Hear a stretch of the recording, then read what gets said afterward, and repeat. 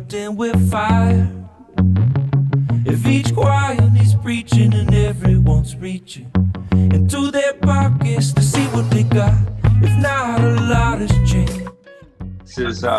This is just a room in my house that I kind of changed into a recording studio. I made it look fancy by putting some wood on the walls and stuff, but it's basically a bedroom, and it's where I do a lot of the writing. Once the kids are asleep and that kind of thing, I kind of come into here, and then yeah, I write a lot of songs in here. Some of the songs on the new album were recorded in here. Doesn't have a name, it's just a room in my house. When it feels like it's all closing in, all the lines we won't cross, we bend instead. Never mind all the noise going through your head. Every time we talk, I would be bragging to say that it's my intentions and that I'm actually reaching my intentions. It's just sort of my natural thing. I think even when I try to make like a song that's stressful or something, it still kind of has a relaxing thing somehow, and it's just my natural way of doing it, I guess. I get a statement from a lot of parents that say that they put their kids to sleep using my music, and I'm never sure how I'm supposed to take that. Like, is my music so boring it puts their kids to sleep, or is it a beautiful thing that I'm bringing peace to the world by allowing people to fall asleep? No, but thank you. I don't know.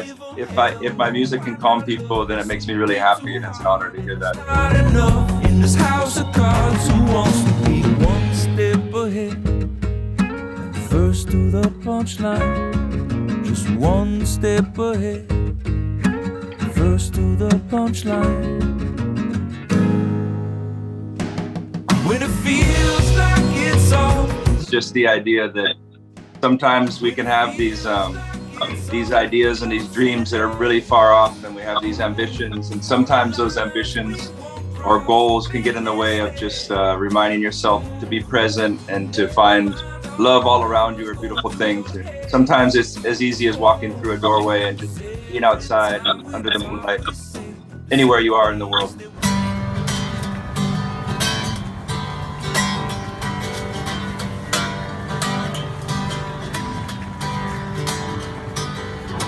Got myself a new axe, chopping all this wood that's going in that fire, gonna keep us warm. I think, every so often I just have a group of songs, and it feels like it's time to record an album again. I don't really know when it's gonna come, and sometimes my wife helps me by saying, you should put all the songs in a list. It seems like you might have enough now, and I try to gather them all from like little scratch papers here and voice memos on my phone, or like recordings on a 4-track, and I try to get them all into one place. And when it feels like I have enough, then I just make another one. I don't know. It's nothing too profound or anything. It's just when the groups of songs are there, I record them, and I love making music, but I never want to try to force it. Like, I never decide I'm gonna make an album, so I start writing songs then. It's just when I have enough, then I make an album. And so I had enough again. All our loved ones, all around us, all our loved ones watching down on us. Take it away, Zach.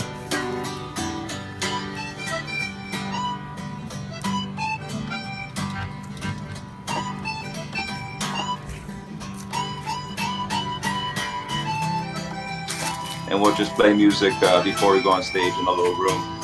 And so that's my favorite part of touring, though, is just sitting around in that room and catching up on what everybody did that day and playing music. My kids come in, they play music with us in the backstage usually, and like other friends that are around. And if there's somebody in town that plays music that's gonna sit in, they'll come play. So the show is a lot of fun every night, but my favorite part is usually that backstage jam before we go on stage. It's like we can always count on that as being a good time. For the light, for the light, for the light, for the light. The river, and all our loved ones, all of. I think we definitely are trying to get to Brazil. It's a place, I mean, honestly, it's, I'm not just saying this, like I don't say this to every place that I talk to, but Brazil, they have to know it's like one of the most fun places to play live music because the crowd gets so into it. They sing along.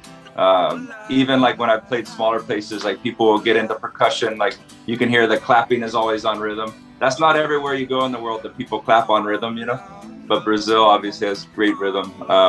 And so I want to get down there. It's just, it was a strange time to be looking a year ahead and trying to figure out where we're going to be. And so we're trying to work out all that. At this point, the tour is just the United States and Hawaii, and we're looking elsewhere right now. So hopefully I'll get down there, and, you know, I definitely love playing music in Brazil, and I have a lot of friends from there. So we're hoping to get back soon.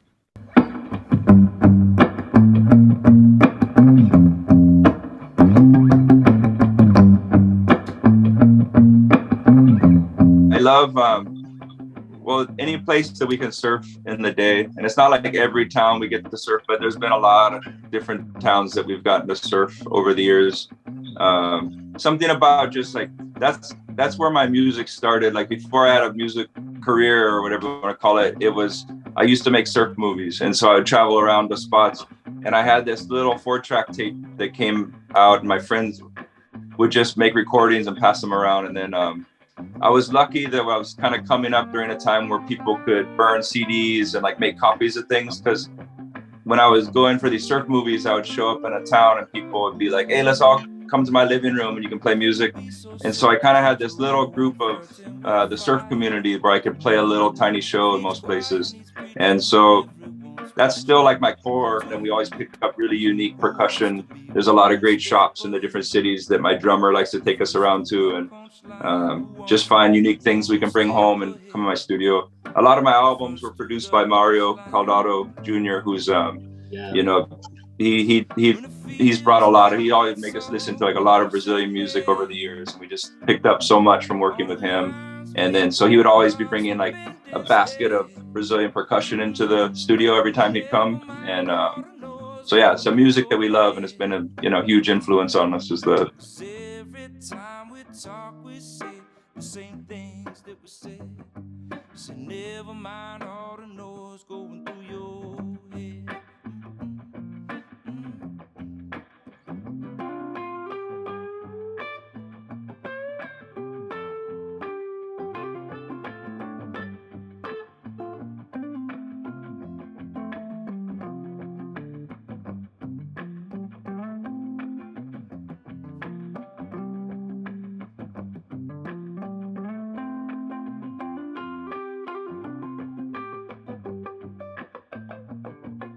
Because the funny thing is, we haven't seen each other for years, but we've hung out a few times. He came, and we've actually done some recordings together, and he translated some of the lyrics into Portuguese, and we've just never found the right time to put it out. But at some point, we're gonna put some songs out together.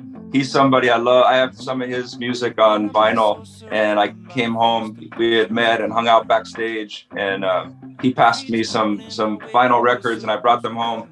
And I finally put them on when I got home, and I just loved it so much. And we got in contact, and then I sent him some music, and then he translated and sang some verses. We did some new versions with Mario producing. So we have those. We just never found the right time to put them out yet. So now that I've said it out loud, we're gonna put it out sooner than later, hopefully. One step ahead, first to the punchline. When it feels like it's so close in then, all the lines we won't cross, bend instead. Na realidade eu fiquei surpreso de saber que o Jack Johnson tinha gostado de um disco de samba, né? Foi um disco, acho que foi o meu maior disco, meu único disco de samba, que era um disco em parceria com Arlindo Cruz, um disco de vinil. E foi uma surpresa muito grande ele ter se interessado, ter gostado tanto desse disco. E depois ele gostou tanto que ele me mandou 2 canções dele para que a gente fizesse uma versão abrasileirada das canções do Jack Johnson. Para mim foi uma honra, né? Um cara que é tão bacana, uma pessoa que tem uma carreira tão vencedora, tão grande. E a gente poder fazer essa parceria. E o curioso é que a gente não fez a parceria à distância, né? E a gente, por intermédio do Mário Caldato, que é um produtor que eu conheço bastante, ele também. E eu não morava aqui em Los Angeles ainda, agora eu moro. Mas tudo à espera de que ele lance essas 2 faixas, que eu gostei bastante do resultado. E eu acho que em breve vai estar aí nas paradas de sucesso. Saúde, tudo de bom. Valeu, Jack. Saúde, irmão.